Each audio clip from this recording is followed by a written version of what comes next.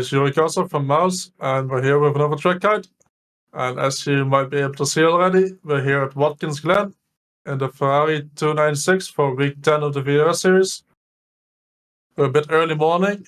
Sometimes this track can get really hot, but it's quite cold this time, so it's really enjoyable to drive. You can really make use of the banking in the corners. Cars should have quite a lot of grip, a lot of fun to drive, so let's have a look how we drive for this week's VRS. Right, so we are on the lap as usual, starting on race fuel in the lovely Ferrari. And I think we are early morning because the track and the ambient temperature is nice and cold, meaning that we have a lot of grip around here and the car almost feels like a GT3. Got to run up to turn 1. We're going to be looking at the left at the 200 and brake just after. Try to set up for a good exit from here. You want to be on throttle when you hit the apex at the bottom. You'll run over the curb on the left side as long as you have 2 tires on that curb. You run to the chicane and I brake between the 2 and 300. The most important part is getting your line right.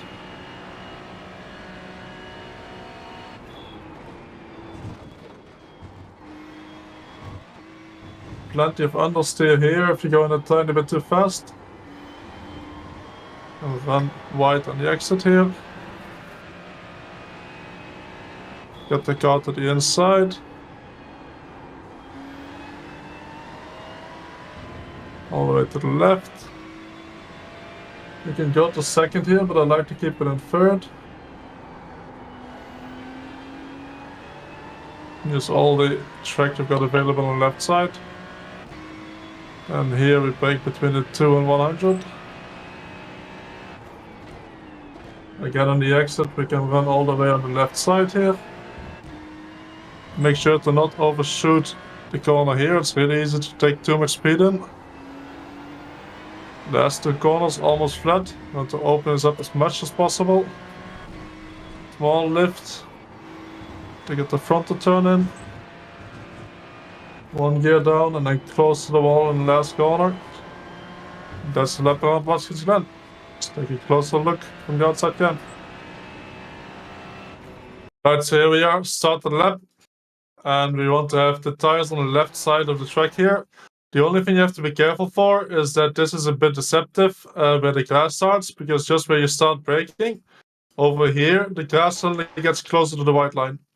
So I like to just follow the white line and not look at where the grass is here. And then I brake just after the 200. And then you want to keep it to the left. And you see turn 1 has a lot of banking, and you want to use that to kind of get the car to grip up and jump out of the corner. So braking all the way from the left side here, turning late. And you want to aim that your right side tire is at this edge of the curb here. It gets a bit higher on the inside, you don't want to hit that, you want your right side tire to be at the bottom here. And then once you get to the bottom here, the track starts going up again and the car gets compressed into the road. We want to use that to go into the throttle. And you can be quite aggressive here with the throttle, because again the car gets pushed into the track and it should suddenly get a lot of grip. So suddenly we go flat out, and then on the exit you want to keep your right side tires on the curb here. So you can run as wide as long as your right side tires are still on the curb. So we want to make use of that. Then we got flat out left and right hander. There's only VRS here, so there's no multi-class. We can just take the fastest line. And we got the chicane coming up. The chicane's always tricky. The Ferrari handles the chicane quite well, which is nice for us. I like to slow down between the 3 and 200. But I like to watch the apex already, so stop looking at the left side here, because it's really important to get a good line over the first curb. And you want to be as close as you can to this wall on the right side here. Couple tricks for the curb here. There's a bump in the middle here, so if your left side tires are on this yellow line, the car tends to bump up a bit higher, so you want to be to the right of that. And you want to make sure that you're braking before the curb, and when you're on the curb, you want to have no inputs or a tiny bit of throttle. And it just helps making the car a bit more stable over the bump on the curb here. Then, once you've done that, again, you're off the curb, so you can brake a bit again. And I like to try to hit this patch of tarmac after the curb on the left side here. Stop it. This patch of tarmac. If you're hitting this patch of tarmac and then hitting this patch of tarmac again, you know you're not running too wide in the chicane and you're keeping your speed up nicely. So you want to hit both of these, and then if you hit both of these, it should be easy to take the next two corners flat out. Go to about the middle of the track here. You don't want to go all the way to the left side, but you don't want to keep it all the way tight either. You want to brake quite early because the car tends to understeer, and try to get the car to go to the inside, throttle early. You can let it run all the way wide to the exit here as long as you don't go into the grass too much. It won't be in off track.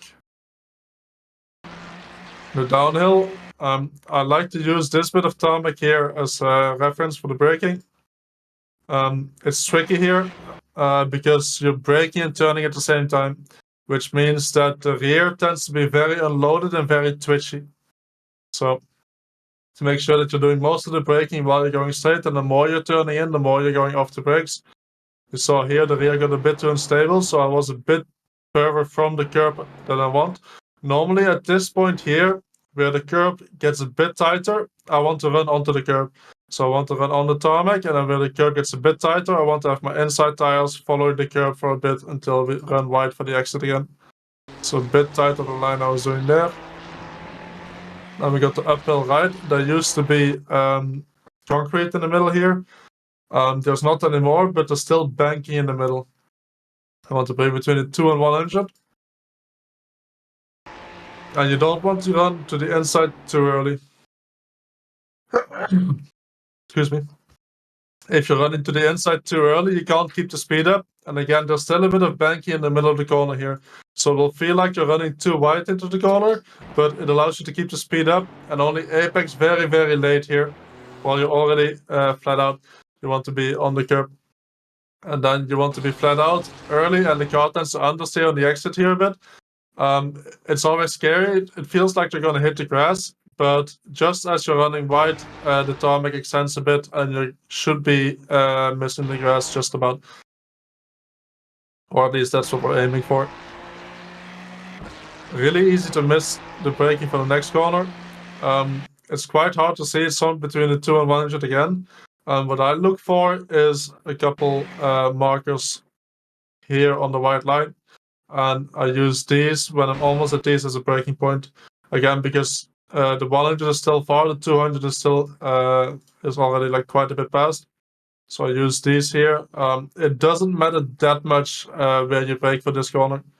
You can brake a bit earlier or later and adjust that in the corner. So you don't have to be too precise, as long as you're not overshooting the entry here, and you can run all the way wide on the exit. So we can use all of this runoff here without any issues. This corner is very easy to overshoot and carry too much speed in.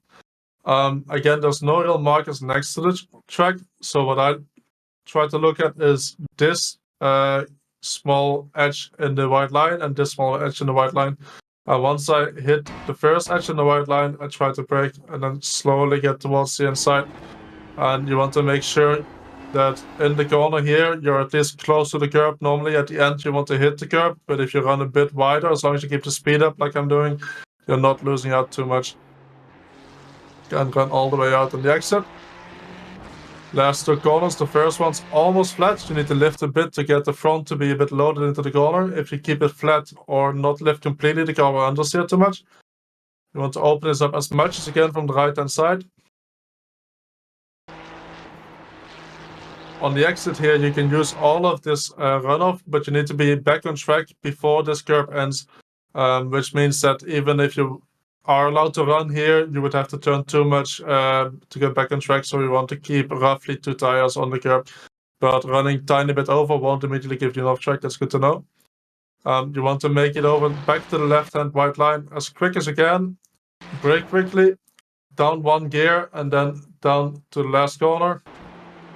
Get to the apex, and then very early try to build up the speed again. Again, we're in a banked corner, so you can go on throttle much earlier than you expect.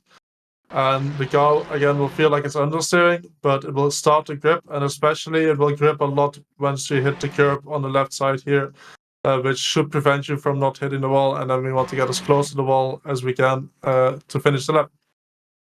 That's the lap around Watkins Glen in the GT3 cars. So there we go. Another track guide done. I really like this track. It should be a lot of fun. Always Giga Week to race here, especially in the VRS series. I wish everyone good luck that's driving next week. If you want to see more videos like this, make sure to subscribe to the channel and see you next week for the next guide.